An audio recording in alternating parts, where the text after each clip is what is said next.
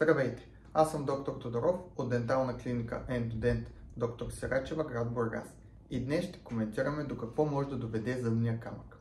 Тъй като по същество зъбният камък представлява налепи по зъбите, които съдържат мъртви клетки, остатъци от храна и плака, при нередовното му почистване той създава благоприятна среда за развитие на кариеси. Друга често срещана последица от непочистения зъбен камък е появата на неприятен дъх или вкус в устата.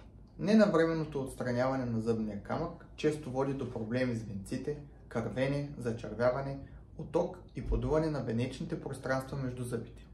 С времето тези неразположения могат да прераснат в заболяване на венците, наречено гингивит. Това заболяване лесно би могло да бъде излекувано, ако се вземат навременни мерки. Ако обаче такива не са предприети, е възможно инфекцията да се разшири от меката тъкан на венците, да обхване коста и да прерасне в поредните. Венците се отдръпват, образуват се чубове, оголват се корените на зъбите и така те увеличават своята подвижност и има опасност да се стигне до загубата им.